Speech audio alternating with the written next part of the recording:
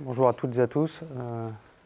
Merci déjà pour l'invitation voilà, euh, du CAUE de la Vendée. Donc je vais vous présenter un certain nombre de projets voilà, que je fais dans le Massif central. Notre agence d'architecture est implantée au sud-ouest de l'Auvergne. C'est ce petit carré rouge là, dans un petit bourg qui s'appelle Le Rouget, 1000 habitants. C'est aux confins de plusieurs départements, plusieurs régions d'ailleurs. Donc on est à l'extrémité sud-ouest de l'Auvergne, dans le Cantal, et on est à un quart d'heure de l'Aveyron, de l'Occitanie donc, mais aussi à 20 minutes du Lot, qui est aussi en Occitanie, et puis très proche de la Nouvelle-Aquitaine, puisqu'on est à un quart d'heure de la Corrèze, autre département, voilà, département de l'ancien Limousin. Donc le Rouget voilà, est à peu près à mi-chemin entre Aurillac et Figeac, Aurillac étant la préfecture du Cantal. Comme cette carte le montre, on a des problématiques de mobilité, c'est-à-dire on est assez mal relié, on va dire, aux grandes infrastructures de mobilité, qu'elles soient routières ou ferroviaires, puisque Aurillac doit être la seule préfecture de France qui est à plus d'une heure de la première autoroute. Mais ce qui fait aussi la qualité de ce territoire-là, et peut-être même qu'à l'avenir, ça sera une qualité encore plus plus supérieure, quoi, enfin, encore plus importante, je dirais, quelque part. Alors la particularité du Rouget, c'est qu'en fait, on est vraiment sur une ligne de crête entre deux bassins versants, le bassin versant du Lot au sud et le bassin versant de la Dordogne au nord. Même si ça ne se lie pas tellement dans le paysage du Rouget, de la commune même, parce que c'est plutôt un plateau granitique, un peu bosselé. Mais en fait, quand on décrypte les paysages petit à petit au fil des années, on comprend très bien en fait, comment s'organise la topographie et toute la géographie de ce fragment de territoire.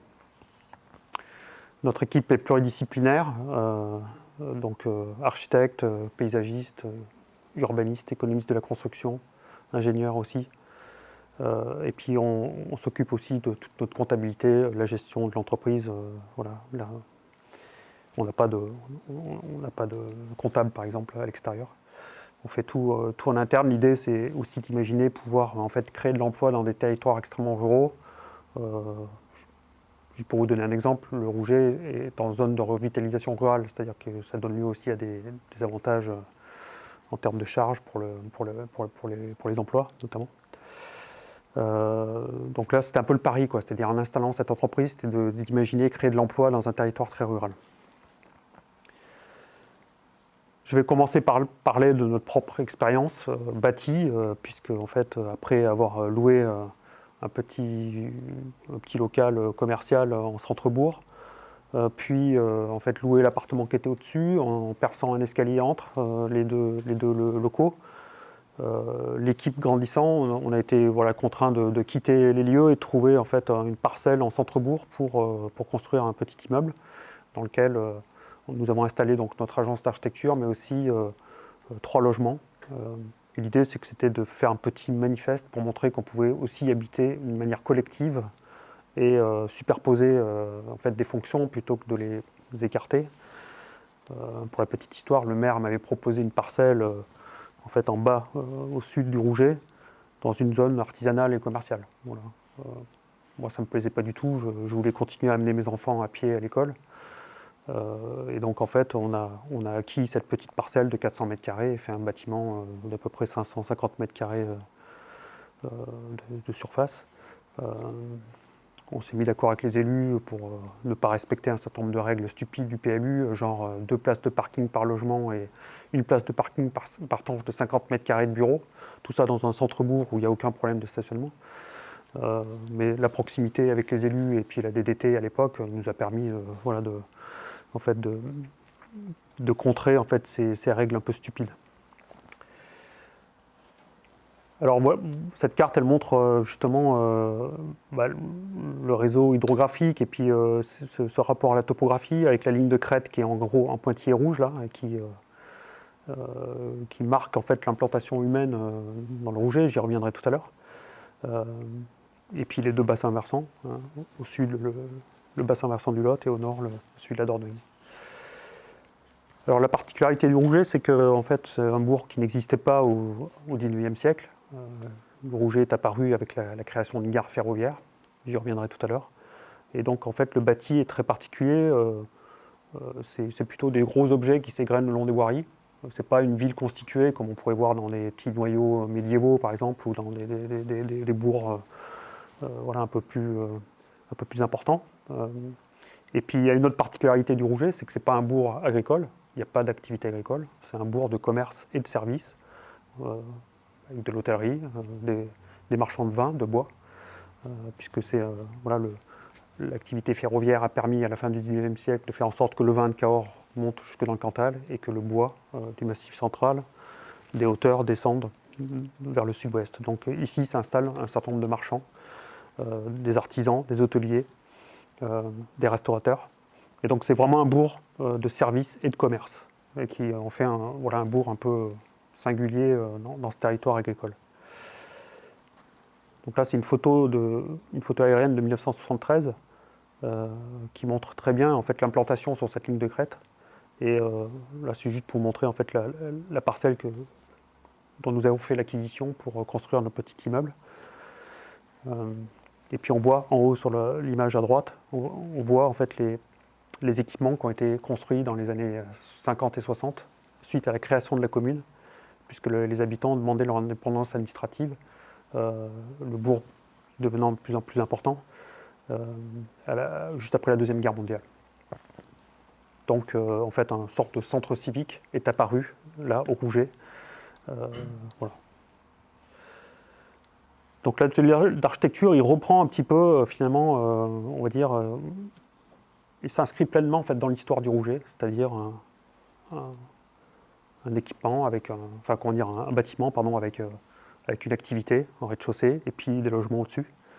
Et puis l'idée, c'est d'avoir un volume principal et puis des extensions simultanées, puisque c'est un peu comme ça que c'est fabriqué la morphologie du centre-bourg, avec ces gros objets et ensuite des extensions petit à petit qui viennent parfois même créer des figures continues.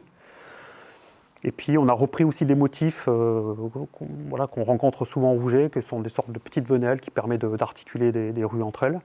Et donc on a en fait créé une petite venelle ici, d'ailleurs qui a été restituée à la commune. Donc aujourd'hui c'est devenu un passage public. Et puis on a repris aussi le motif de la cour qu'on trouvait un petit peu partout, puisque le bâti en général en fait en retrait de l'espace public et laisse ménage des petits espaces qui sont des cours, des petites courettes qui précèdent les volumes construits. Alors évidemment, l'architecture, en fait, c'est un immeuble qui a été construit en 2011, en fait, ne reprend pas du tout l'écriture en fait, du Rouget, caractérisé plutôt par les ressources qui étaient exploitées jusqu'au XIXe siècle, ou on va dire même jusque dans les années jusqu'à la Deuxième Guerre mondiale, puisqu'on a encore des granges étables qui sont construites jusque dans les années 50 en pierre, avec des typologies tout à fait traditionnelles. Donc les ressources, c'était le granit avec des micro-carrières, l'ardoise, le schiste pour les couvertures ou la terre cuite.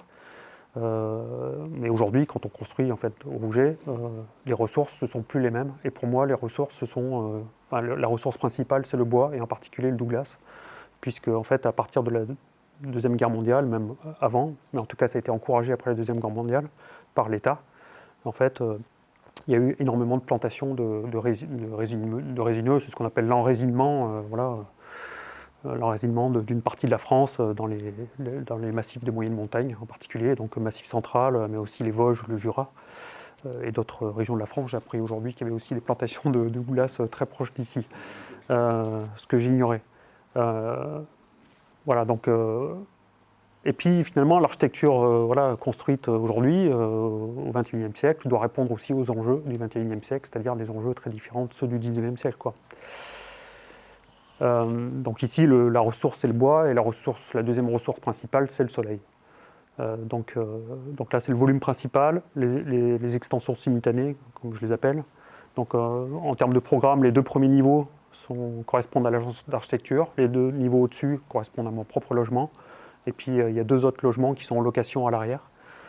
Et là, en fait, dans ce bâtiment, nous avons fait une éclaircie dans une forêt familiale, une forêt de Douglas à moins de 10 km en fait, de cet immeuble, du site de construction.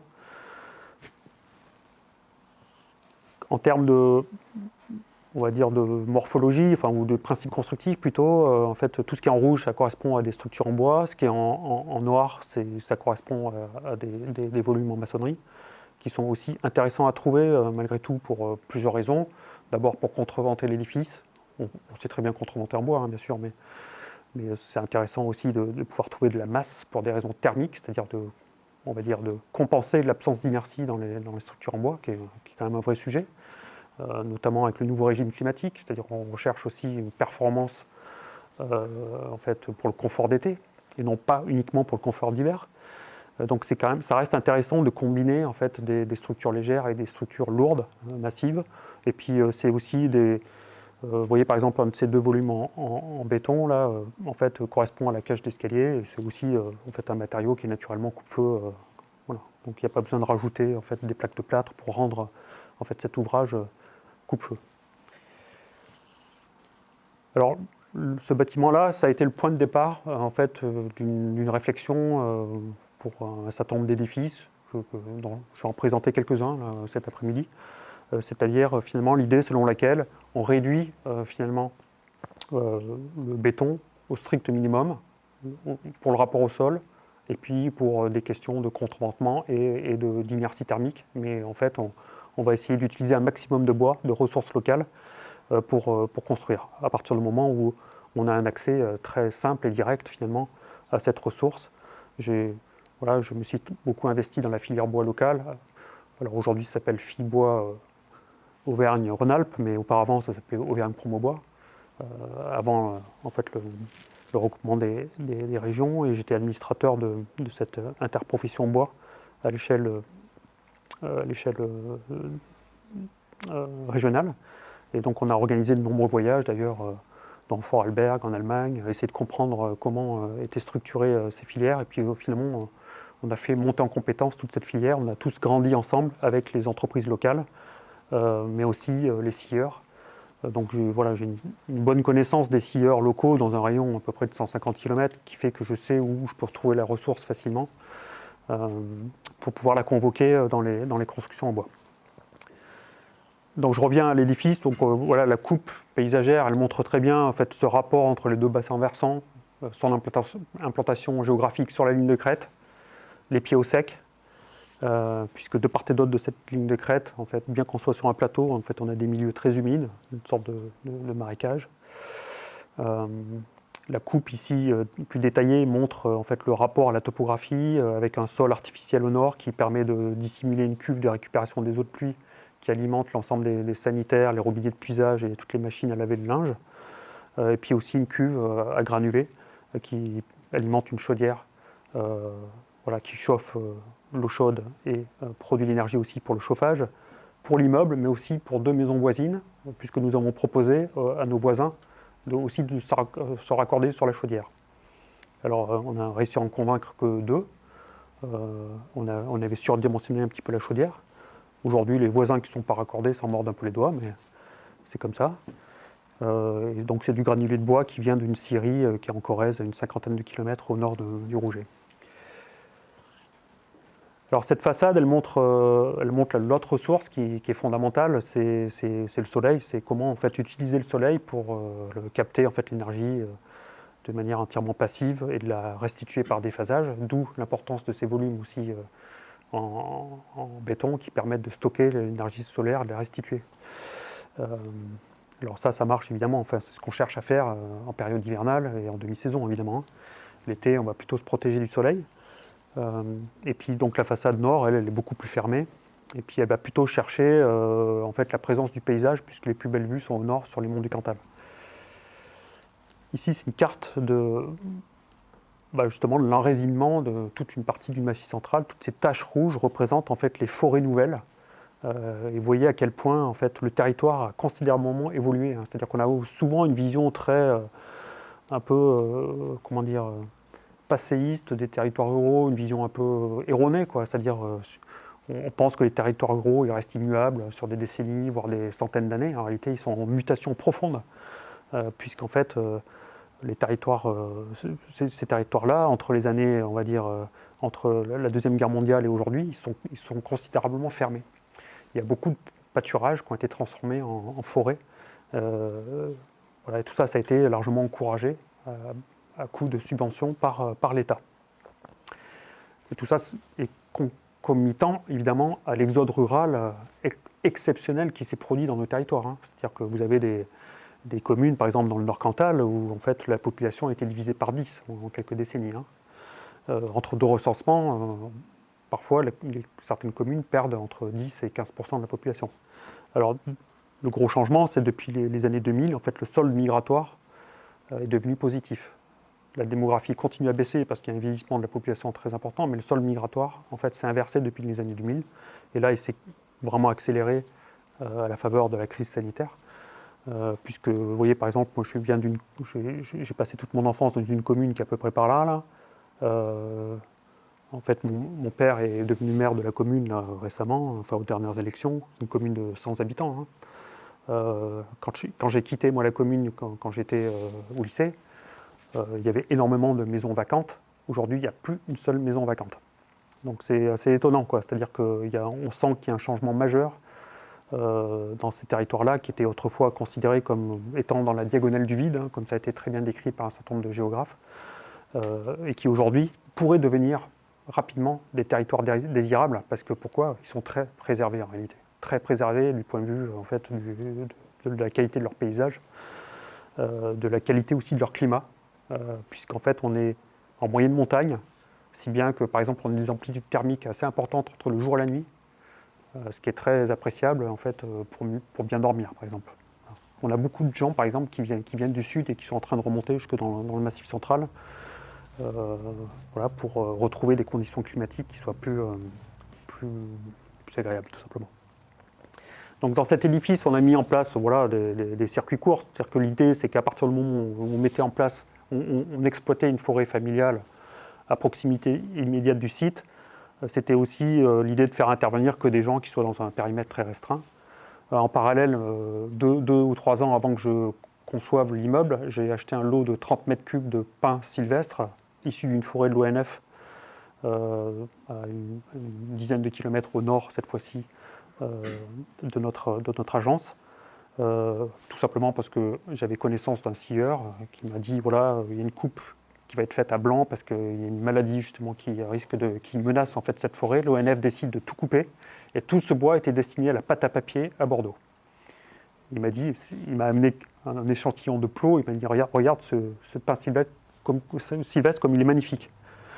Et donc j'en ai acheté 30 mètres cubes, je l'ai fait scier, je l'ai fait sécher en fait, pendant que je concevais l'immeuble.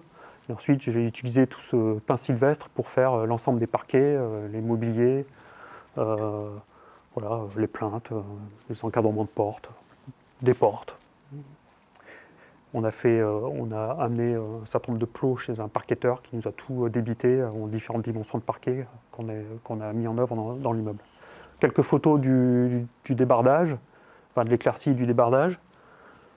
Bon, comme vous le savez sans doute, mais le Douglas, il a la particularité d'avoir beaucoup d'aubiers, donc il faut le valoriser. Voilà, par exemple pour les lattages à l'intérieur, c'est pas un problème qu'il y ait de l'aubier. En revanche, pour les bardages extérieurs qu'on a posés bruts, sans traitement évidemment, on a privilégié des bardages purgés d'aubier, pour la structure aussi évidemment. On a trouvé un lamelliste qui a bien voulu en fait, prendre notre bois pour fabriquer le lamellé-collé et le certifier. Voilà, ici une photo du chantier, la mise en œuvre de panneaux préfabriqués en atelier chez notre charpentier, la livraison de ces panneaux qui viennent en fait s'implanter sur ce réseau de poutres en lamellé-collé.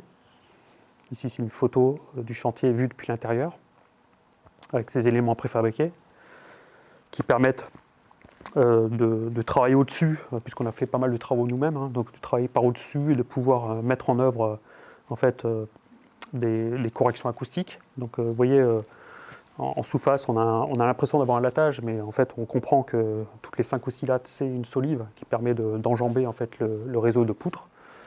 Et les caissons que ça fabrique sont remplis avec un film noir et puis une fibre de bois pour améliorer l'acoustique en sous-face dans l'espace qui est en dessous.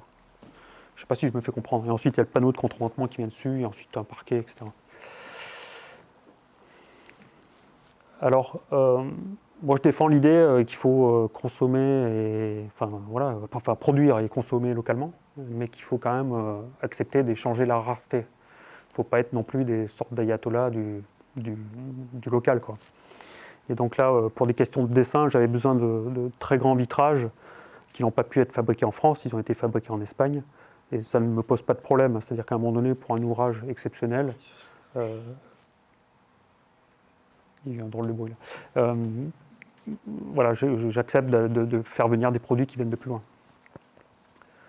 Donc quelques images une fois le projet terminé. Évidemment, on a dessiné tout le mobilier, toute la mise intérieure, les parquets, enfin la manière d'assembler le parquet.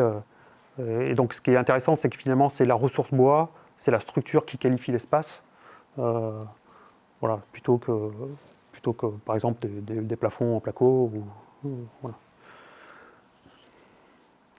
Alors là, ici, une image en situation, l'atelier au travail, avec cette double hauteur, les grands vitrages dont je vous parlais, et puis en fait des volets en métal qui sont déportés et qui permettent d'assurer le contrôle solaire dans l'ensemble de la façade sud, qui est aussi la façade captrice, qui permet de capter l'énergie solaire. Voilà, là c'est les niveaux bas de l'agence d'architecture, donc le niveau le plus public en rapport avec l'avenue qui traverse le centre-bourg, la partie la plus publique, voilà. Ici, quelques photos qui montrent justement ces dessins articulant structure, menuiserie intérieure et mobilier. Et puis, la question de la façade, quoi, c'est-à-dire aujourd'hui, on sait que pour être très performant, un bâtiment doit être le plus compact possible. Alors, ça dérange beaucoup les architectes parce que beaucoup d'architectes considèrent que c'est une sorte de frein à l'invention. Moi, je considère que cette compacité n'est pas vraiment un problème, c'est-à-dire que ça déporte en fait finalement l'intérêt qu'on peut porter sur en fait, les espaces intermédiaires, c'est-à-dire les espaces entre intérieur et extérieur, voilà, où s'exprime aussi le plaisir d'habiter. Donc ça peut être des loggias, ça peut être des terrasses couvertes, ainsi de suite. Donc en fait, ces volets, ils sont portés par une structure métallique qui est suspendue au dernier réseau de poutres, au dernier étage, voilà, donc en console. Et donc c'est non seulement les volets qui sont suspendus, mais aussi la loggia. Là, c'est une photo de mon séjour et qui montre finalement une relation particulière entre intérieur et extérieur. L'idée, c'est un peu comme si on était dans une forêt et qu'on fabriquait une sorte de lisière artificielle entre l'intérieur et l'extérieur, comme si on s'approchait d'une clairière, mais qu'on était encore dans la forêt. Et finalement, c'est tous ces éléments verticaux qui fabriquent finalement l'intimité entre intérieur et extérieur. C'est plus en fait un percement dans un mur. Ça devient plutôt un milieu, quoi. On pourrait dire ça comme ça. Et puis on voit très bien justement, on devine que les poutres elles sortent à l'extérieur et elles permettent de suspendre en fait les volets et puis la loggia qui prolonge en fait les espaces intérieurs. Alors cette photo, là c'est juste pour montrer des ambiances. En fait, cette photo elle est prise à l'équinoxe d'automne, qui est sans doute la plus belle lumière, je trouve, chez nous. Une lumière très très douce, très chaleureuse. Cette photo-là, elle est prise au solstice d'hiver, donc le 21 décembre. Et elle montre comment, en calculant le rayon d'incidence, on est capable de laisser rentrer la lumière au plus profond dans l'espace habité et de pouvoir avoir 24 degrés dès lors qu'il fait beau, sans chauffage. Cet hiver, par exemple, alors qu'on est à 650 mètres d'altitude, j'ai chauffé 3 fois 15 jours, et avec des radiateurs à peine tièdes, juste pour ne pas avoir une sensation de froid, mais globalement, c'est un immeuble qui est quasiment passif, alors qu'il a déjà plus de 10 ans d'âge, et qu'on visait aucun label, hein, évidemment, ce n'est pas le sujet. Quand on travaille pour soi, on ne cherche pas à avoir de label, on cherche juste à en fait, essayer de concevoir avec du sens, voilà, et pour répondre modestement aux enjeux qui sont les nôtres aujourd'hui. Et ça, c'est une photo de la loggia qui montre justement comment le plaisir d'habiter se déploie aussi dans ces espaces intermédiaires entre intérieur et extérieur. Et ici, la double hauteur qui précède l'agence d'architecture et qui qualifie en fait le parcours et le seuil qui permet d'y arriver. Alors maintenant, je vais vous parler un peu plus de l'histoire du Rouget et vous parler d'un projet urbain qui n'a rien à voir à une autre échelle. Donc vous voyez la carte en haut à gauche et en fait le Rouget à la fin du 19e siècle, c'est-à-dire, comme je vous le disais tout à l'heure, le Rouget n'existe pas. En fait, pour des raisons techniques, les ingénieurs de la ligne qui ont conçu la ligne ferroviaire entre Bordeaux et Aurillac, enfin pas Bordeaux, mais pardon, c'est plutôt... Enfin, oui, c'est sur la ligne, c'est les ingénieurs de la ligne de Bordeaux, mais en fait, c'était pour faire le barreau Figeac-Aurillac, et ensuite plus loin jusqu'à Clermont-Ferrand. Donc, implante une gare sur le plateau, tout simplement pour pouvoir ravitailler les locomotives à vapeur après une rampe considérable entre le bas du Cantal et puis ce plateau. C'est-à-dire que les locomotives avaient besoin de pouvoir être alimentées en eau. Donc, autour de cette gare, en fait, se constitue ce bourg commercial que j'ai évoqué tout à l'heure. Donc, ce qui est intéressant, c'est aussi et moi je l'ai compris en fait au bout d'un certain nombre d'années, c'est en fait quand on est dans des territoires comme ça, très détendus, je sais pas comment dire, il y a distendus plutôt, des territoires qui sont pas la ville constituée, c'est difficile de décrypter en fait ces structures.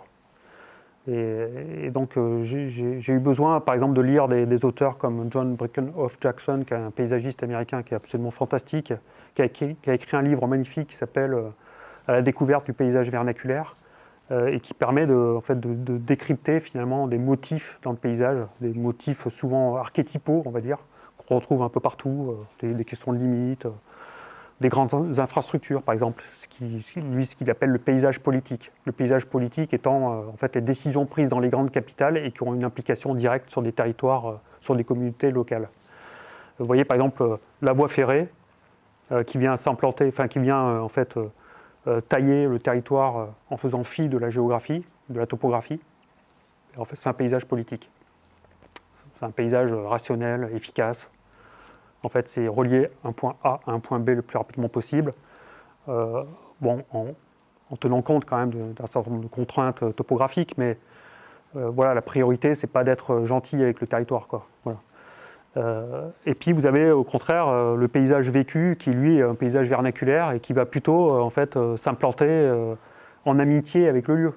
Alors c'est pas un jugement de valeur, hein. Je dis pas qu'il y a le paysage vécu et local est plus intéressant que le paysage politique. Je dis juste que en fait tout ça se télescope et ça fabrique en fait le paysage contemporain, quoi. En tout cas, ce qui est intéressant, c'est que vous voyez le bâti s'est implanté le long des chemins ruraux qui préexistaient. Et puis les pieds au sec, puisque de part et d'autre, on a des marécages. Vous voyez ce réseau de petits ruisseaux là, des tout petits talwegs qui partent en fait de la ligne de crête. Donc tout ça, c'est des milieux humides en fait. Et donc les premiers habitants construisent au bord des chemins, et puis les pieds au sec. Et puis ensuite, de nouveau, un paysage politique ici, avec, c'est ce que je vous ai montré tout à l'heure avec la photographie 1973, c'est-à-dire dans la capitale, on décide que le Rouget va devenir une commune, il donne raison aux habitants. Et donc, il y a une acquisition foncière, on va démolir du patrimoine vernaculaire, on va ouvrir une place, grand terrassement, on s'en fout de la pente, donc avec des murs de soutènement qui font 4-5 mètres de haut.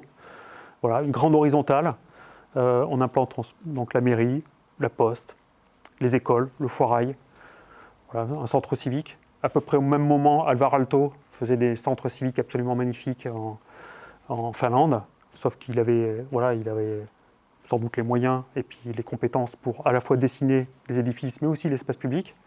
Ici au Rouget, les édifices ont été construits, mais l'espace public est resté un grand impensé, quoi.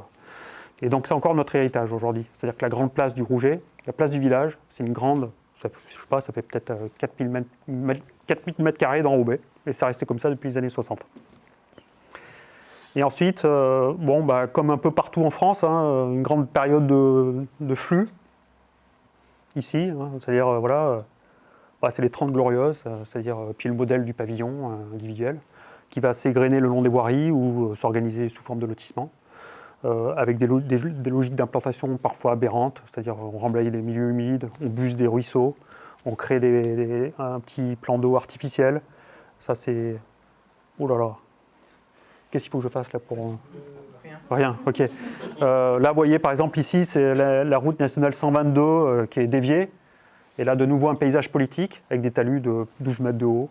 Mais ce qui est intéressant, c'est qu'aujourd'hui, toutes les parties qui constituent ces talus immenses, qui s'implantent dans les prairies, quoi, en fait, sont des réservoirs de biodiversité très intéressants. C'est-à-dire que ce sont des forêts qui sont implantées sur tous ces délaissés, qui ont été construits pour des raisons purement techniques.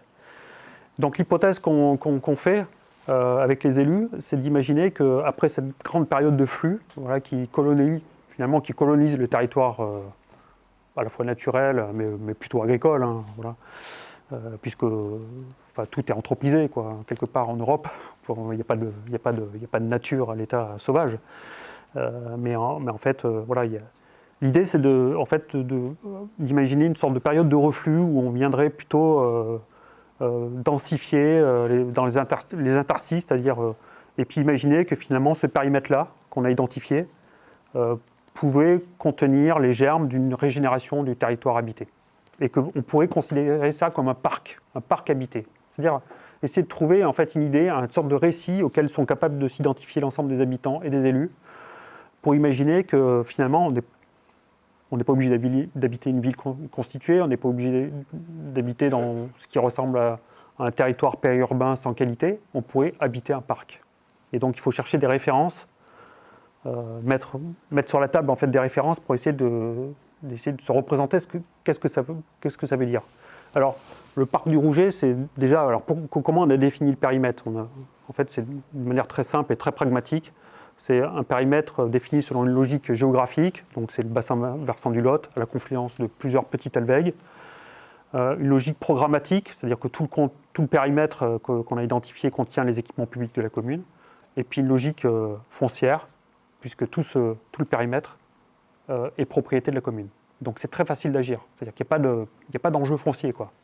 C'est-à-dire qu'on peut très bien imaginer, en fait, densifier, créer de nouveaux équipements, créer de nouveaux parcours piétons, imaginer, vraiment encourager les mobilités actives plutôt que les déplacements en voiture, pour changer complètement notre manière d'arpenter le territoire. Tout ça, c'est simple parce que finalement, la commune est propriétaire de tout ce périmètre-là. Alors, un plan guide, pourquoi faire ? En fait, c'est un moyen pour fabriquer un récit, ce que je viens de dire, réduire le bilan carbone de la commune en faisant la ville sur la ville, plutôt que de continuer à s'étendre au-delà, reconnaître les milieux et prendre soin d'eux, c'est-à-dire que considérer que finalement le parc il est déjà fabriqué par ce qui existe. Il y a déjà beaucoup de très belles choses, mais par contre il faut prendre soin de ces milieux et puis plutôt les cultiver plutôt que de les dégrader, quoi. C'est soutenir indirectement les activités de la commune. Vous voyez, plutôt que d'imaginer des aides directes aux commerçants, créer de nouveaux postes de stationnement, c'est pas ça l'enjeu aujourd'hui. C'est comment en fait on stimule l'activité de la commune, c'est en rendant le territoire plus désirable, en le rendant plus agréable pour ses habitants, avant tout, ceux qui sont là. Je ne vous parle pas d'habitants futurs, parce que en fait, dans la culture aménagiste française, qu'est-ce qu'on fait ? On crée toujours des aménagements pour des habitants futurs, pas pour ceux qui sont là, pour ceux du futur, ou pour les entreprises qui vont venir. Non. Moi, je défends l'idée qu'on s'occupe des habitants qui sont là. Voilà. Parce que si eux, ils aiment leur territoire, ils vont le faire visiter à leur famille, à leurs amis. Ils vont vouloir s'installer sur le territoire, y développer des activités. Et c'est comme ça. En fait, finalement, c'est considérer le capital humain sur place et non pas toujours se projeter dans une espèce d'avenir hypothétique, quoi. C'est identifier les parcours, les améliorer, imaginer de nouveau, identifier les seuils du parc, les qualifier, identifier des espaces mutables. Vous voyez, par exemple, la commune elle a des espaces pléthoriques, qu'elle tondait, parce qu'on a travaillé sur la gestion différenciée, qu'elle tondait toutes les 3 semaines l'été, une pelouse nickel. Tout ça, on pourrait imaginer qu'on pourrait densifier plutôt que la commune achète un terrain agricole à côté pour faire un nouveau lotissement. Amorcer une autonomie énergétique. On commence avec les élus, on travaille sur l'idée de comment rendre la commune plus autonome. Donc il y a un réseau de chaleur qui est en cours de réflexion aujourd'hui pour l'ensemble des bâtiments communaux. Une fois que ces bâtiments communaux seront plus performants du point de vue des consommations énergétiques, ils vont pouvoir en fait, proposer en fait, aux particuliers de pouvoir se raccorder sur le réseau de chaleur dans un deuxième temps. Et c'est répondre donc finalement en conclusion un peu à notre modeste échelle aux enjeux du XXIe siècle. Et c'est aussi imaginer des actions pédagogiques pour acculturer les citoyens à l'écologie. Tout ça, ça fait vraiment lié. Voilà, il y a une sorte de relation évidente avec ce que vous avez présenté tout à l'heure. C'est très important d'associer les habitants, les enfants, voilà, de les acculturer à la question de l'écologie. Je prends juste un exemple. Vous voyez le plan d'eau à l'ouverture de la pêche. Voilà, quand vous allez vous promener le soir même, à la fin de la journée, en fait, tous les pêcheurs sont partis et ils ont laissé tout leur plastique partout, tous leurs emballages.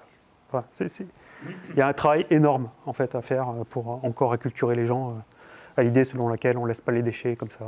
Voilà. Et moi, ça me fait toujours rire quand on voit des stickers, la pêche ou la chasse, c'est la nature. Enfin, ça me fait doucement rire parce que ce sont souvent ceux qui polluent le plus en fait, le territoire. Sans que ce soit général, ce que je dis, évidemment.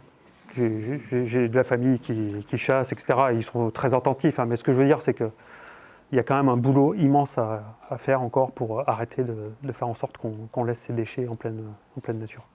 Donc voilà le périmètre, une fois qu'on l'a identifié, on a dessiné ce plan guide. Oui, c'est un truc que je n'ai pas dit encore, mais c'est un plan, c'est un travail qu'on a fait gratuitement, complètement gratuitement, ce n'était pas une commande.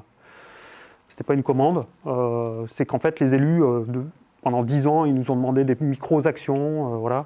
Et à un moment donné, on a ressenti le besoin de fabriquer un plan guide plus global pour justement articuler ces petites actions et de faire en sorte que, une fois qu'elles sont agglomérées, une fois qu'elles sont rassemblées, elles fabriquent en fait un récit plus large et qu'elles fassent monter en fait le territoire en qualité. Voilà, une sorte de démarche un peu incrémentale, je ne sais pas comment dire, pour que petit à petit en fait le territoire progresse. Donc en tout cas, ce grand plan, il montre en fait les équipements existants, les équipements futurs qui pourraient en fait s'implanter dans ce parc, mais aussi des nouveaux logements. Vous voyez par exemple ceux-là. Voilà. Ça, c'est des logements qu'on pourrait imaginer en fait plutôt que continuer à tondre ces espaces-là. Travailler aussi sur toute la strate herbacée, avec une gestion différenciée, avec des tontes différentes. Et puis travailler aussi sur l'esthétique de ce parc, c'est comment on traite tous les sols. Imaginez qu'il y a une palette de matériaux unitaires pour en fait qu'à terme on puisse lire en fait le parc comme une sorte d'entité en fait qui est sa logique propre. Alors on a fait tout un travail pédagogique aussi sur reconnaître les milieux et de montrer à quel point ils étaient riches déjà. Voilà, c'est la pelouse, la prairie, le talus, la prairie humide, le milieu humide, le ruisseau, la répulsive, les situations de lisière, les boisements, mais aussi les prairies sous-futées. Et c'est de montrer que finalement, tout ça, ça constitue finalement des éléments qui peuvent être convoqués dans la fabrication de ce parc. Et alors on a montré quelques images de référence, plutôt en Europe du Nord, comme ici les espaces ouverts de Leverhulme, c'est un cimetière à Malmö, donc c'est un cimetière mais aussi avec un certain nombre d'équipements, avec des notions de gestion différenciée, des situations même qui sont laissées en friche, des plantations, en fait, une gestion intelligente de la strate arborée. Une grande économie de moyens, c'est-à-dire pour la topographie, la gestion de la topographie, c'est pas forcément des murs très chers, c'est peut-être des talus qui sont justement le support d'une strate herbacée plus haute, qui donne du caractère au lieu. D'autres formes d'habitat, comme par exemple ces maisons à patio de Hudson, plutôt que d'imaginer forcément avoir sa maison au milieu d'une parcelle, ce serait plutôt l'idée selon laquelle on fabrique un dispositif où chaque maison a son intimité, mais en même temps laissant des pans entiers de la parcelle en fait ouvert pour que les enfants puissent par exemple jouer de manière collective. D'autres exemples ici, c'est Alvar Aalto à Helsinki. Donc là, c'est une université, juste pour montrer comment on peut gérer la topographie de manière très simple avec quelques murets. Mais voilà, il n'y a pas besoin. C'est pas des aménagements coûteux, c'est plutôt l'idée de pouvoir jouer avec la topographie sans suraménager non plus. Alors, dans ce parc, dans ce plan guide, on a déjà fait pas mal de travaux. Ça, c'est un travail de très longue haleine. Ça fait plus de 10 ans qu'on travaille là-dessus. Et ça va continuer ensuite. Une grande stabilité politique. Toutes les élections municipales, il n'y a qu'une seule liste. Voilà, une sorte de consensus. Donc on arrive à travailler sur des temps très longs avec les élus. C'est pour ça que c'est très intéressant d'avoir imaginé ce plan guide pour essayer de coordonner l'ensemble des actions. Et ça a aussi une incidence sur le PLUI, qui est en cours de constitution, c'est-à-dire que ce travail préalable de plan guide permet d'infuser, en fait, et permet par exemple d'imaginer, inscrire des emplacements réservés dans le PLUI, imaginer des AOP, OAP, etc. Voilà. Donc, un des premiers travaux a consisté à transformer l'ancien foirail qui était devenu, qui n'avait plus d'utilité, en 3-4 plateformes qui permettent d'accueillir en fait des activités très, très différentes, donc des plateformes très polyvalentes. Donc, ça peut être des vides-greniers, ça peut être du stationnement pour le marché qui est tous les dimanches sur la place. C'est aussi là qu'on tire le feu d'artifice, qu'il y a des concerts, etc. Et puis, c'est créer des parcours. Il faut imaginer qu'il y a encore quelques années, il n'y avait pas de parcours piéton entre le centre-bourg et l'école. C'est inimaginable, mais c'est comme ça. Donc, qu'est-ce qu'on met en place en fait, comme structure pour encourager les mobilités actives? Ça, c'est un vrai enjeu dans les territoires ruraux. C'est-à-dire que les métropoles ont pris énormément d'avance sur la question des mobilités actives. Mais en fait, c'est un sujet dont il faut absolument s'emparer dans les territoires ruraux et périurbains. C'est-à-dire qu'il n'y a aucune raison pour lesquelles on se déplace encore en voiture en fait, à l'échelle d'un centre-bourg comme ça. C'est inimaginable. Mais en même temps, les gens le font parce que c'est tellement inconfortable de se déplacer à pied. C'est pas agréable, parce que c'est souvent moche. Il n'y a même pas la place de pousser si on se déplace avec une poussette, ça ne marche pas, parce qu'en fait les trottoirs sont réduits, il y a des ruptures partout. En fait, c'est l'hypermodernité qui est arrivée dans les territoires ruraux. C'est ça le paradoxe, c'est qu'en fait, par certains aspects, j'en parlerai tout à l'heure, en fait la modernité n'est pas arrivée, par exemple sur les modes constructifs. Et puis d'un autre côté, l'hypermodernité a fait beaucoup de dégâts, c'est-à-dire qu'aujourd'hui, quand on ne tombe pas la pelouse toutes les 3 semaines, il y a beaucoup d'habitants qui disent « Ah mais c'est sale, c'est dégueulasse, c'est pas propre quoi ». Alors que quand on se balade à Zurich, quand l'herbe est comme ça, tout le monde est content, tout le monde jubile. Vous voyez, une sorte d'inversion du truc, quoi. C'est assez étonnant. En fait, il faut être fier de notre on va dire, culture rurale, enfin de notre situation rurale, où on a une présence du végétal qui est extrêmement puissante, quoi. Alors dans ce plan guide, on travaille aussi sur la question alimentaire, donc avec quelques potagers collectifs, familiaux, qui marchent très bien, qui viennent d'être livrés, avec la récupération des eaux de pluie à l'échelle individuelle, mais aussi on a enterré une énorme cuve de 12 000 litres, je crois, qui collecte toutes les eaux de pluie du stade de foot, qui est juste à côté, et qui permet en fait d'alimenter aussi en fait, l'ensemble des potagers. Lequel stade de foot a été aussi recouvert de panneaux photovoltaïques pour tendre vers une forme d'économie, d'autonomie énergétique. Et puis ensuite, on a travaillé sur tout le plan d'eau qui a été construit dans les années 90.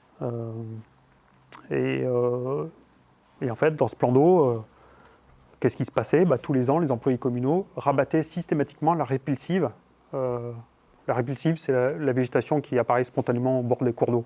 Vous voyez, les employés communaux, en fait, ils coupaient tous les ans en fait, toute cette strate arborée qui apparaît spontanément au bord des cours d'eau. Voilà, c'est une vision très moderne aussi. C'est-à-dire, voilà, on fait un plan d'eau, en fait, quand on fait le tour d'eau, c'est toujours la même expérience, c'est toujours les mêmes vues. Et donc, on a travaillé avec les élus en imaginant que peut-être qu'il y ait un certain nombre de séquences pour lesquelles on pouvait laisser la répulsive apparaître et la cultiver, au contraire. Ce qui est très vertueux, parce que, vous voyez, dans les années 90, on pouvait se baigner. Aujourd'hui, on ne peut plus se baigner parce que l'eau est polluée, parce qu'il y a 3 ou 4 fermes qui sont au-dessus, qui balancent leurs intrants. Et donc, on ne peut plus se baigner. Et la répulsive, on sait très bien qu'elle a un rôle majeur en fait, pour traiter l'eau. Donc, on pourrait peut-être imaginer, dans quelques décennies, pouvoir un jour, éventuellement, se baigner de nouveau dans ce plan d'eau. Ceci dit, il y a d'autres problèmes. C'est que le plan d'eau, en fait, le débit d'eau qui arrive par les petites alvègles est insuffisant pour assurer une qualité d'eau digne de ce nom. Alors là, le travail il est très simple parfois. Vous voyez, par exemple, la commune disposent de cet équipement-là, qui est un petit centre de remise en forme. Et donc ils ont un gérant. Et ce gérant, pour diversifier son activité, il voulait créer 5 chalets supplémentaires pour la location estivale. Et en fait, donc le maire est venu nous voir pour un permis d'aménager, pour implanter les chalets au bord de l'eau ici, enfin même les pieds dans l'eau. Et donc c'est là où s'engage en fait tout un travail pédagogique avec les élus pour leur faire comprendre que bon, il y a un intérêt particulier, mais il y a aussi l'intérêt collectif, quoi. Et donc où est-ce qu'on place le curseur? Donc c'est ce travail pédagogique qu'on fait nous au quotidien. Et donc on a évidemment fait le permis d'aménager pour ces chalets qu'ils avaient déjà achetés en Pologne. Donc c'est là pour vous dire qu'il y a encore beaucoup de travail à faire, hein. Mais voilà, c'est un travail vraiment de très longue haleine, où il faut sortir les rames à chaque fois. Voilà, pour montrer que peut-être que... c'est sûr que si on avait fait les chalets localement, ils auraient coûté 2 fois plus cher. Mais peut-être qu'on aurait pu en faire 2 au lieu de 5. Et c'était quand même plus intéressant, quoi. Bon, donc on a fait ce permis d'aménager en imaginant un travail aussi sur les plantations, c'est-à-dire qu'on a coupé des résineux, replanté des feuillus, et puis fabriqué une espèce d'interface, enfin ou plutôt on va dire un filtre entre les chalets et puis le parcours piéton qui lui est public et qui longe en fait le cours d'eau. Quelques plateformes pour accueillir des jeux, et puis voilà quelques vues qui montrent justement la gestion différenciée des espaces verts, la répulsive qui apparaît spontanément petit à petit. Alors la gestion différentielle passe aussi par en fait des troupeaux de moutons qui appartiennent à un employé communal et qui voilà, fait paître en fait ces animaux pour entretenir les espaces verts, plutôt que ce soit mécanisé. Ici, un équipement public, la médiathèque. Donc là, on retrouve en fait la figure voilà, qui associe des structures en bois en rouge et puis des structures plus lourdes pour des questions à la fois thermiques et de stabilité. Donc une médiathèque au sud, des salles d'activité au nord. C'est un programme assez intéressant, à la fois intercommunal et communal, et qui permet de mutualiser les usages. Ce qui est intéressant, c'est aussi que l'emplacement de l'édifice était libre au choix de l'architecte, dans le plan guide, et son emplacement est étudié en fonction en fait, de sa proximité avec les autres équipements, et puis aussi avec l'ancien foirail, transformé en plateforme, si bien qu'il n'a pas été nécessaire de créer un nouveau parking dédié pour cet équipement. Voilà, et éviter ce qu'on voit un peu partout, y compris évidemment au Rouget, c'est qu'à chaque fois qu'on crée un nouvel équipement, on a son parking dédié, ça est tout autour, et ça fabrique une nouvelle enclave, en fait, dans un territoire périurbain de piètre qualité. Là, l'idée, c'est qu'à chaque fois qu'on fait des travaux, ça constitue une pièce de ce parc. Voilà, c'est ça l'idée. Je passe rapidement voilà, les photos du bâtiment à la proximité du parking, comme ça, il n'y a pas besoin de créer de nouveaux parkings, c'est ce que je viens de dire. Là, c'est toujours l'idée de convoquer les ressources locales, donc du chêne du Limousin, du Douglas, du Massif central, je ne sais plus d'où il vient, je crois qu'il vient de la Forêt Noire, celui-là, dans le Tarn. Voilà. Et du pin sylvestre local aussi.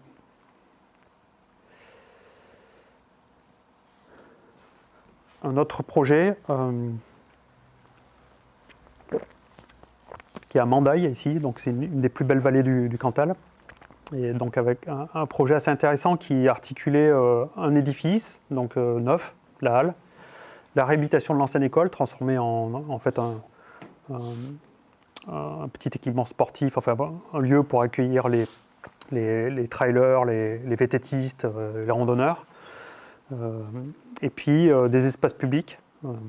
Et puis enfin, il y avait un parking aussi à imaginer à l'entrée de Mandaille, notamment pour les estivants, puisque c'est un lieu quand même touristique assez important, bon, à l'échelle du Cantal. Hein, mais, et ce qui était intéressant, c'est que vous voyez les pointillés en haut à droite, c'est que en fait, comme il y a une grande proximité avec les élus, il y a moyen de faire évoluer la commande. Et en fait, on a proposé aux élus de reporter le parking sur un délaissé routier en amont du village pour éviter d'avoir une grande poche de stationnement en fait, devant le centre-bourg. Et en fait, d'imaginer un tout petit stationnement à côté de la halle pour les personnes âgées et pour le quotidien en fait, hors saison. On est reparti de la typologie de la grange étable pour concevoir la halle. Donc la grange étable traditionnelle superpose l'étable où était en fait abritait les vaches en période hivernale, et la grange où était stocké le fourrage.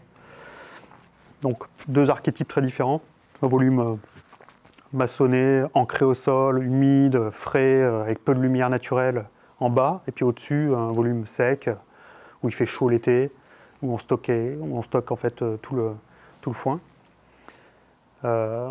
Et donc le lieu du projet, c'était ça, l'entrée de bourg, voilà, un peu déqualifié, comme beaucoup d'entrées de bourg un peu partout en France, hein, encore une fois.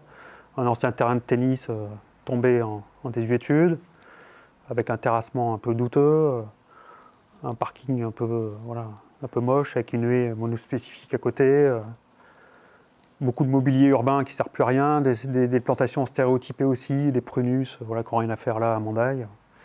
Et donc l'idée, c'est de travailler vraiment en soustraction, c'est-à-dire en fait purger finalement toute cette entrée de village de tous ces dispositifs qui n'ont pas lieu d'être à cet endroit-là, a fortiori dans une des plus belles vallées du Cantal. Et donc le projet en fait, vise à renaturer l'ensemble des berges de la Jordanne, où tout ça, ça avait été aménagé avec des poteaux téléphoniques au sol, du concassé pour accueillir des dizaines de camping-cars. Donc tout ça, ça a été renaturé. Et puis là, elle prend place ici, orthogonale à la vallée, comme toutes les granges étables. Un parcours piéton qui permet de relier en fait, l'ancienne école au bourg, en passant par la halle. Et puis l'idée, c'est que ce chemin se poursuit. Et plus loin là-bas, en fait, on a proposé de créer une passerelle pour relier en fait, le centre-bourg et la halle à un parking qui est déporté, donc en amont, comme je le disais tout à l'heure. Donc la grange étape traditionnelle, elle est comme ça, c'est-à-dire que c'est une charpente dite non hiérarchisée, c'est-à-dire en fait, il n'y a pas de ferme avec des pannes et des chevrons. En fait, c'est la répétition de la même ferme tous les 60 cm, avec une volige très épaisse. Il faut imaginer que ces bâtiments étaient autrefois couverts en chaume et qu'ils ont été ensuite remplacés. Ce chaume a été remplacé par des tôles en acier galvanisé dans les années 50-60, et qui ont fini par rouiller et qui donnent en fait à tous ces granges étables, à tous ces burons des montagnes, en fait, ces teintes de rouille qu'on rencontre dans tout le territoire auvergnat. Et donc la halle de Mandaille, elle reprend cette typologie, mais de manière contemporaine. C'est-à-dire que c'est un peu comme si on avait évidé, on avait supprimé les murs gouttereaux et qu'on avait gardé que le squelette qui était engagé dans les maçonneries. Et on a en fait réinterprété la charpente traditionnelle. Donc ça, c'est les plans et la coupe du bâtiment. La halle, dans son contexte, avec cette toiture qui est aussi en acier rouillé.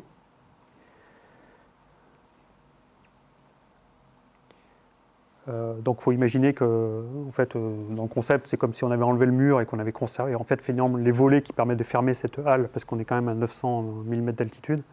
Donc cette halle, elle peut se fermer aussi pour tenir compte des rigueurs du climat. En fait, c'est un peu comme si les volets refabriquaient un peu le fantôme des murs qui ont disparu. Et puis les percements sont très simples et évoquent des proportions d'ouverture de grange étable. Voilà, ça c'est la vue opposée.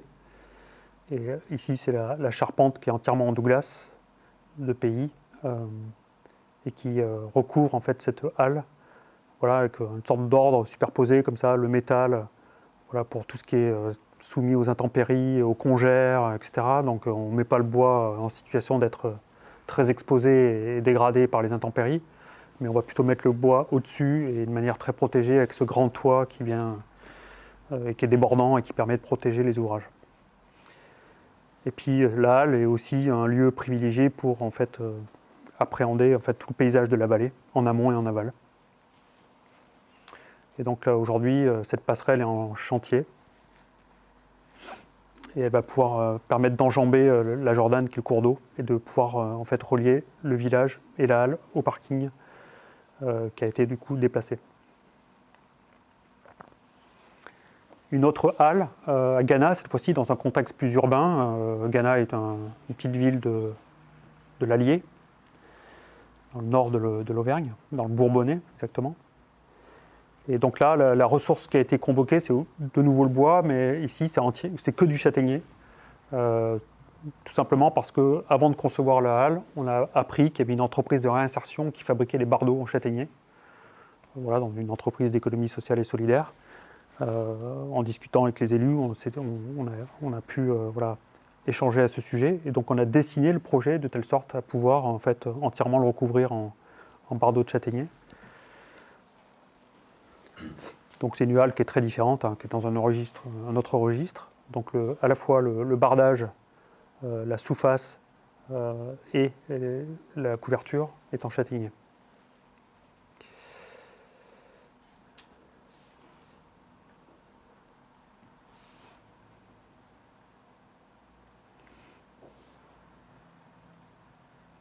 Quelques références pour les architectes. Donc là, c'est la chapelle dans les bois d'Asplund et Leverhulme, qui est un bâtiment que je trouve très très beau et où le sujet, c'est pas la question de la structure. Vous voyez, la halle de Mandaï, c'est un sujet de structure. La halle de Ghana, c'est plutôt la question de l'atmosphère et l'archétype du grand toit porté par quelques poteaux très fins. Et donc ça, cette chapelle de Leverhulme, qui est très belle, en fait, voilà, on ne voit même pas la charpente, si vous voulez, elle est complètement masquée. Et ici, on a même une sorte de voûte, une fausse voûte, voilà, qui est comprise dans le volume de la charpente. Et donc l'idée de la halle de Mandaï, c'est un peu ça, en croisant avec une référence très moderne, qui est celle de Miss Van der Rohe, la maison Farnsworth, à côté de Chicago, avec des poteaux qui ne viennent pas dans les angles. Voilà. Chose qu'on a fait ici, voilà. Les poteaux, enfin on laisse les angles ouverts, quoi. Donc on croise en fait des références à la fois vernaculaires, mais aussi plus savantes, voire même de l'architecture moderne. Ici, quelques images juste pour montrer que le bois, finalement, on peut aussi l'utiliser pour des équipements sportifs. Là, c'est un stade de rugby à Saint-Sarnin, à 1000 mètres d'altitude, pas loin. Et donc le terrain s'y prêtait très bien. Donc il y a un volume qui est enterré, qui contient tous les vestiaires en béton. Et dessus, le clubhouse, toutes les parties accessibles au public sont réalisées en Douglas, avec ce grand auvent qui permet de protéger les gradins. Et une sorte de coursive qui longe le clubhouse et qui permet d'accéder aux gradins par le haut. Une autre maison, cette fois-ci, pardon. Alors cette photo, je l'aime beaucoup. Cette fois-ci, c'est en Corrèze, mais c'est la même problématique, hein.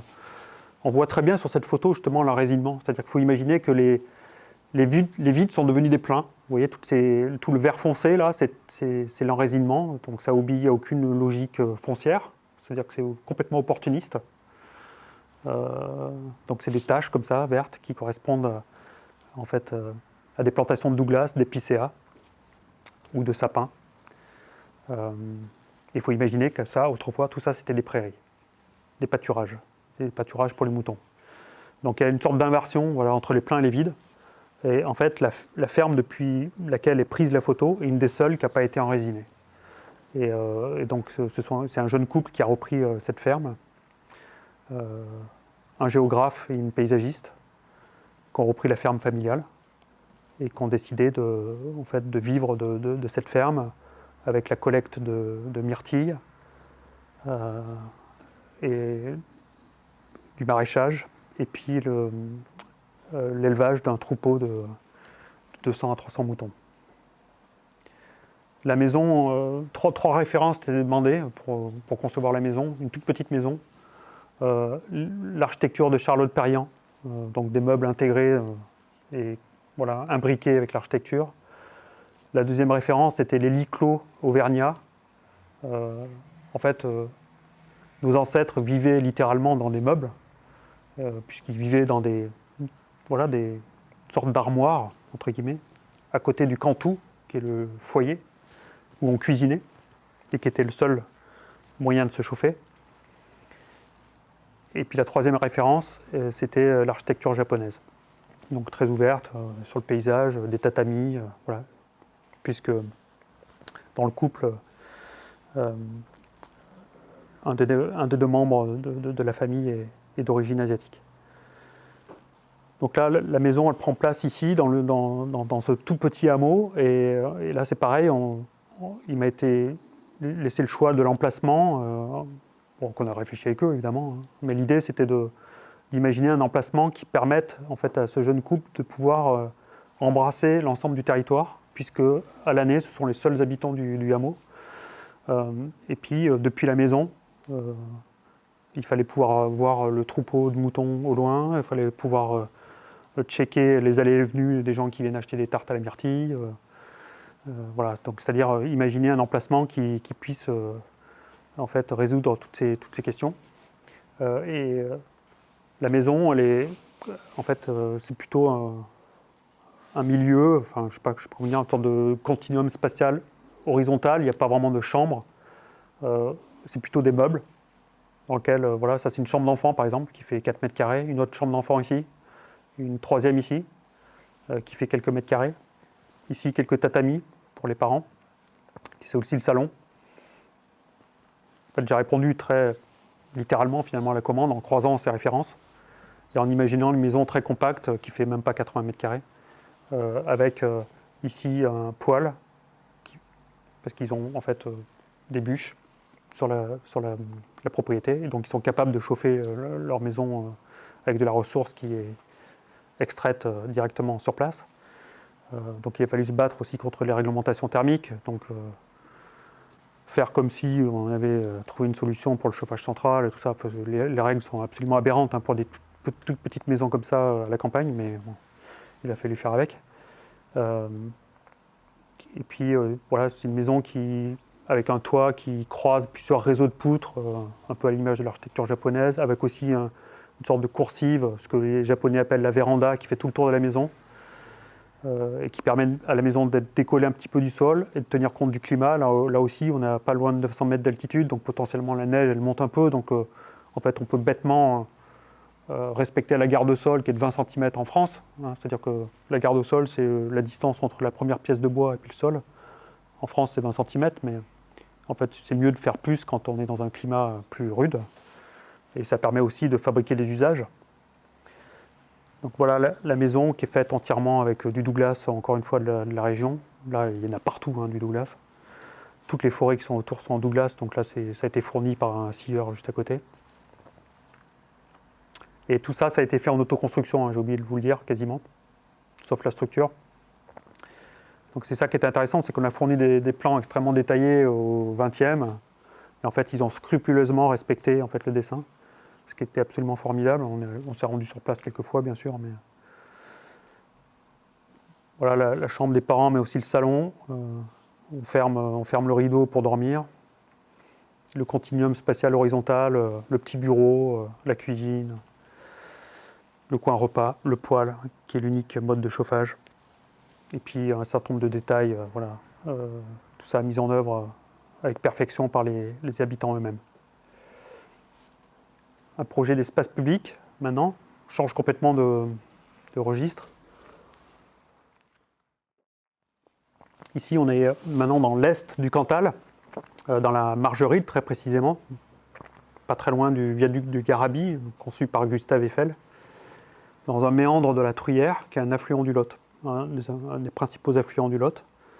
Ce petit village s'appelle Chalier, 50 habitants, la commune à peu près 250. C'est un village-rue, sans épaisseur, qui s'installe sur une crête.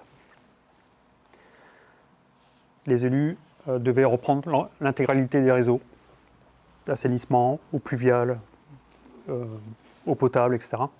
Et donc plutôt que de tout recouvrir et puis de remettre de l'enrobé, un peu bêtement, ils ont été accompagnés par le CIE du Cantal, et puis ils ont eu des financements européens et puis du département pour imaginer reconquérir complètement tous les espaces publics. Alors dans ce village-rue, on a identifié trois espaces qui permettaient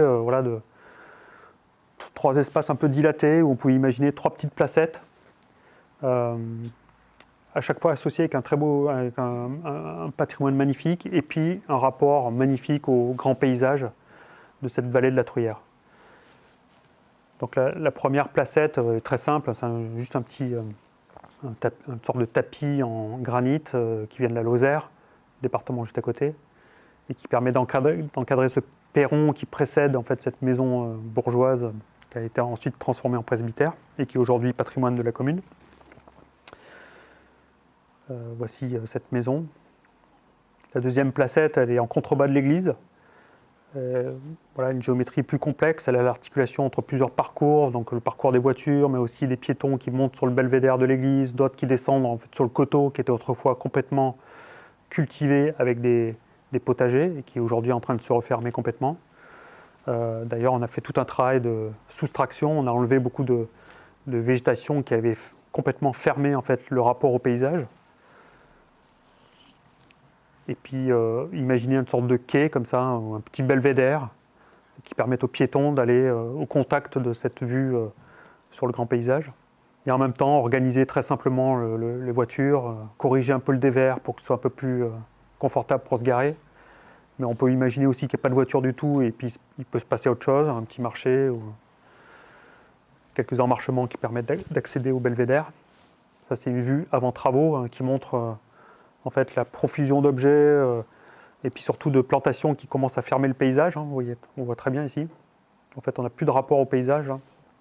Enfin, c'est en train de se fermer petit à petit avec des plantes un peu stéréotypées. Et puis la troisième placette, à l'extrémité ouest du village, en fait, est un rapport avec la mairie. Et en fait, c'est comme si on avait virtuellement en fait, pris la façade de la mairie, qu'on l'avait rabattue au sol, et ça devient la placette. Un petit décroché pour trouver un banc, une petite rampe pour que l'agriculteur puisse continuer à aller faucher sa prairie. Le banc est fait aussi arrêt pour les voitures. L'idée, c'est que c'est très polyvalent. Il y a pas, voilà, les choses ne sont pas surdéterminées comme dans la métropole, quoi. Ici, on a 50 habitants. D'ailleurs, la plupart des habitants, ils prennent le soin de ne pas se garer sur cette place, quoi. S'ils se garent là, c'est vraiment parce que c'est une personne âgée qui doit en fait, s'approcher de la mairie. Mais l'idée, c'est pas trop de se garer là. Ça, c'est une photo avant travaux. Bon, c'était pas indigent non plus, mais voilà, c'est un peu une sorte d'accumulation d'objets, comme on voit un peu partout. Et puis ensuite, pour relier ces trois petites placettes, juste un cordon avec une dimension constante, réduit au minimum. Ça fait même pas 3 mètres. Voilà, ça permet juste aux voitures de se déplacer. Il y a les flux voitures et piétons, évidemment, ne sont pas dissociés, c'est pas le sujet. Il doit y avoir une voiture qui passe toutes les 2 ou 3 heures, et encore. Et l'idée, c'est au contraire de laisser plus de place aux accotements et de faire en sorte qu'on puisse les planter avec des vivaces qui sont ensuite entretenus par les habitants, même s'ils ont été plantés par la collectivité. Aujourd'hui, c'est entretenu par les habitants, amendé, transformé, replanté, modifié, et tout ça, c'est très bien, sa vie. Et puis ensuite, il y a ce que moi j'appelle le petit patrimoine contemporain. C'est autrefois, dans ces petits villages, vous aviez le four banal, le lavoir, le métier à ferrer les chevaux. C'était en fait des petits équipements qui rendaient des menus services aux habitants. Aujourd'hui, quel est le petit patrimoine? C'est le tri sélectif, c'est les poubelles, les ordures ménagères, c'est la borne incendie, c'est l'éclairage public, c'est les panneaux pour les randonnées, etc. Donc en fait, aujourd'hui, moi je défends l'idée qu'il faut prendre soin du dessin de ce petit patrimoine qui constitue, en fait, qui a un impact très fort sur le dessin des espaces publics. Et puis on peut aussi valoriser des bâtiments existants. Là, c'est une ancienne bascule qui était tombée en déshérence et qui a été transformée, réhabilitée, avec un bardage en bois et puis une couverture en schiste traditionnelle, et qui est aujourd'hui un petit édifice qui contient l'ensemble des ordures ménagères de Chalier. C'est aussi convoquer les ressources humaines, et c'est aussi en fait faire avec le territoire plutôt que contre le territoire. En fait, vous avez beaucoup d'architectes, à juste titre ou pas, ils dessinent des espaces publics dans nos territoires avec du béton, par exemple. Ils font des sols en béton. Sauf que, en fait, ça n'a tout simplement pas de sens parce qu'en fait, les entreprises n'ont pas en fait, les savoir-faire pour faire un joli béton désactivé ou sablé. Donc, si vous prescrivez en fait du béton dans ces territoires-là, en fait, c'est les entreprises des métropoles qui vont venir les faire. Alors que vous avez des savoir-faire absolument exceptionnels encore, avec de la pierre, et que ça permet d'utiliser des ressources locales, des carrières locales. Donc là, c'est du gneiss qui vient de... Alors, c'est pas ultra local, mais ça vient du Massif central malgré tout. Et puis, tous les murets que j'ai montrés tout à l'heure, le belvédère, tout ça, c'est de la pierre de réemploi. Et tout ça, en fait, ils savent faire, ils adorent le faire, ils sont fiers de leurs ouvrages, et puis c'est beau. Ce qui est pas mal, quoi. Un autre projet très très modeste, dans un tout petit hameau qui s'appelle les Estrès, commune de Saint-Julien-de-Toursac. et qui était traversé par une route nationale. Avant, c'était un chemin royal. Enfin, ça a toujours été en fait un axe très important. Et en fait, la route nationale, la même qui passe au Rouget, hein, qui a été déviée, enfin qui s'est rapprochée du Rouget, pour le coup, chez nous. Mais là, elle s'est en fait éloignée. Et donc, jusqu'à il y a quelques années, en fait, l'emprise de la route nationale était restée, enrobée sur 8 ou 9 mètres de large, alors qu'il n'y a personne, quoi. Vous voyez, ça c'est un logement social. Ça c'est son jardin. C'est top. Donc on a juste voilà, proposé de réduire complètement le gabarit de la voie au strict minimum, trouver un jardin pour le logement social qui est là, travailler en fait avec, dans une sorte de logique d'économie inventive, c'est-à-dire un peu plus d'argent pour en fait, la proximité avec le logement. J'ai encore fait n'importe quoi. À gauche, en fait, c'est beaucoup plus extensif, c'est pour les voitures, donc c'est un mélange terre-pierre, on stationne dessus. Tout ça, ça va être colonisé par l'herbe, très simplement. Devant l'église, on a supprimé les aménagements un peu stéréotypés, et puis on a imaginé juste un petit mur en équerre. L'idée, c'est que là, en fait, c'est vernaculaire par la matière, et c'est, on va dire, contemporain et savant par la géométrie. C'est-à-dire que c'est comme ça qu'on distingue les ouvrages préexistants des ouvrages nouveaux. Plutôt que de se dire qu'il faut forcément se distinguer de l'existant et de partir par exemple sur un mur en béton. C'est pas forcément la solution. Et puis c'est transformer aussi les opportunités, des contraintes réglementaires en opportunités. Vous voyez par exemple dans le programme, il était demandé une rampe pour accéder à l'ancienne école qui est devenue une salle polyvalente. C'est pas nous qui avons mis les volets roulants, hein, je vous rassure. Nous on a fait que les espaces publics. Hein. Ça, c'est un gros problème. Dans les territoires ruraux, il y a encore beaucoup de travail sur le respect du patrimoine bâti. Donc là, il était demandé dans le cahier des charges une rampe pour accéder à la salle polyvalente. Et on a proposé aux élus de faire une grande terrasse pour que la salle polyvalente puisse en fait se déployer à l'extérieur, qu'il puisse y avoir des mariages, des anniversaires aussi à l'extérieur, en déployant tables et chaises. Et puis c'est aussi transformer le petit patrimoine pour de nouveaux usages. Là, c'est les anciennes toilettes de l'école. Et on en a fait 2 barbecues. Là, c'est plutôt des situations périurbaines cette fois-ci, parce que j'ai beaucoup parlé de ruralité, mais c'est quand même important de montrer en fait, comment on construit dans les marges des métropoles ou dans les situations plutôt périurbaines. Donc là, c'est un projet d'habitat participatif à Clermont-Ferrand, qui réunit 7 familles, un projet très long qui a commencé en 2011 et qui a été livré il n'y a que 2 ou 3 ans. Donc il a mis 7 ans, je crois, pour se concrétiser, mais comme beaucoup de projets d'habitat participatif. Donc là, c'est dans une ZAC assez classique.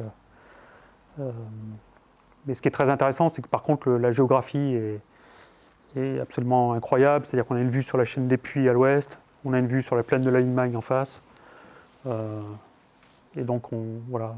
Donc le projet d'habitat participatif est toujours compliqué parce que c'est en fait comment articuler les demandes de 7 familles, donc 7 demandes différentes. Et puis avec l'idée d'essayer de trouver une figure unitaire pour imaginer un immeuble qui ait quand même un sens et que ce ne soit pas en fait une juxtaposition de 7 logements avec un caractère différent. Donc on a fait plusieurs hypothèses et puis on en est venu à cette figure à Patio, qui est c'est un projet qui est un peu comme un iceberg. C'est que depuis la rue, en fait, on rentre par le rez-de-chaussée, ensuite on descend dans le bâtiment, dans la topographie. Voici en fait ce qu'il advient donc, de cette idée. Donc là, c'est le rez-de-chaussée, il est là, hein, d'accord. En fait, le niveau de rue, il est là, et ensuite on descend dans le bâtiment. Et donc il y a 4 duplex. Bon, ça c'est le niveau haut, le niveau bas. Il y a 4 duplex et des logements qui sont de plein pied pour les personnes qui souhaitaient avoir un logement accessible. Et ensuite, les couples plus jeunes et avec des enfants sont plutôt dans les duplex. On descend en fait dans la cour. Voilà, on descend par le haut en fait dans ce patio qui permet de desservir à la fois les espaces communs, parce qu'un projet d'habitat participatif en fait qu'on conçoit et qu'on partage des espaces, et qu'on organise en fait des rencontres fortuites entre les habitants. Et ensuite, ce patio il est prolongé par un préau qui s'ouvre sur en fait, un passage piéton public, ici, latéral. Voilà, ici. Donc, il faut imaginer que le patio, là, il débouche ici par ce préau.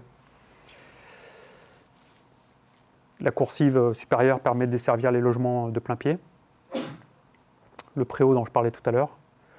Et puis ici, c'est une sorte de grand balcon qui est suspendu et qui est ouvert à la demande des habitants. Donc c'est un grand espace commun qui prolonge en fait les logements. Avec différentes typologies. Ici, c'est un duplex avec une double hauteur. Voilà, vue depuis la mezzanine. Ici, c'est un simplex donc de plein pied. Un autre projet, cette fois-ci à Limoges, mais à Landouge précisément, à l'ouest de Limoges, pas très loin de l'aéroport, qui est une ancienne commune rurale qui a été en fait gagnée par la ville, quoi. Et donc là, l'idée, c'est d'essayer de trouver en fait dans un projet d'habitat collectif les attributs qu'on trouve habituellement dans le logement individuel, c'est-à-dire des espaces extérieurs très généreux, en fait une échelle qui se rapproche plus des pavillons voisins que voilà, des projets d'habitat collectif des années 60 ou 70. Donc ça travaille sur les typologies. Par exemple, vous voyez, vous avez un T2 en bas pour une personne âgée de plein pied, et puis au-dessus, vous avez une famille avec un duplex qui est un peu comme une sorte de maison, quoi, et qui est desservie de plein pied par l'arrière, en mettant à profit la topographie. On a beaucoup de chance dans notre territoire, il y a beaucoup de topographie, donc ça permet de trouver plusieurs rez-de-chaussée et de jouer en fait avec le sol, quoi. Et c'est des formes assez radicales, c'est-à-dire que moi je défends l'idée selon laquelle il faut des formes simples, pas de gesticulation formelle, comme ça vous pouvez mettre plus d'argent en fait, sur la qualité des matériaux. Là, vous voyez, on a sorti un projet à 1 250 € le mètre carré, on a livré ça il y a à peu près 4 ans. On a du triple vitrage bois aluminium, du bardage en Douglas. Voilà. Enfin, il y a une vraie qualité des matériaux. On a de la chaux, des enduits à chaux de Saint-Astier, qui est local, juste à côté. Et on a plusieurs typologies. Là, c'est d'autres maisons en fait, qui sont en bande, avec des jardins qui sont ouverts sur l'espace public. Voilà.